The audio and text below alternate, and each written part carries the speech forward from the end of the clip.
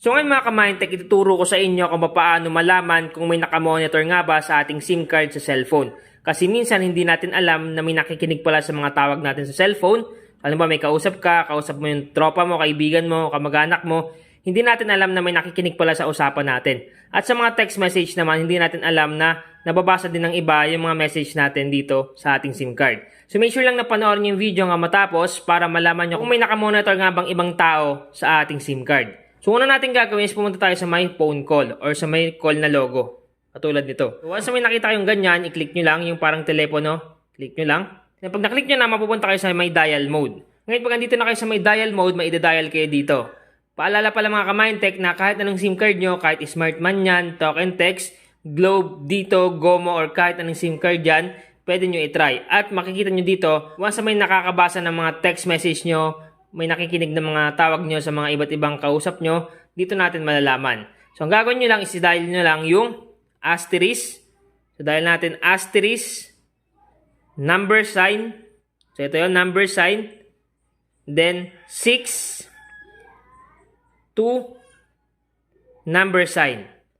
Asterisk, number sign, 6, 2, number sign. I-dial nyo lang yan.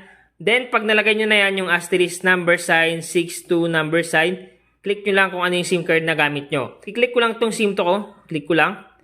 Then automatic MMI code started. So maglo-loading yan at lalabas yan. Nakalagay dito, call forwarding. Sa voice nakalagay not forwarded. So ibig sabihin walang nakikinig sa mga tawag ko. Then dito naman sa data, not forwarded. FAX, not forwarded. SMS, kung makita nyo sa may text message, not forwarded. So ibig sabihin walang nakakabasa ng mga message ko dito sa SIM card. Then sa my sync, not forwarded.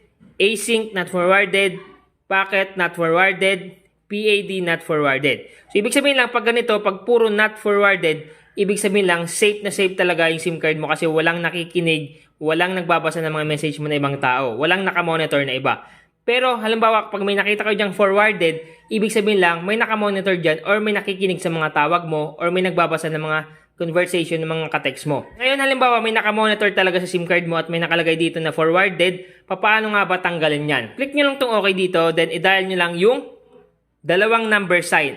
Number sign, then 0, 0, 2, number sign. So, yan yung ida-dial nyo, tandaan nyo, yan yung ida-dial nyo, yung dalawang number sign, 0, 0, 2, number sign, para mabura natin or ma-erase natin yung mga nakamonitor sa SIM card natin. So once na ma-dial mo na yung dalawang number sign, 002 number sign, i-click mo lang kung saang SIM card mo gusto tanggalin yung mga nakamonitor sa SIM card mo.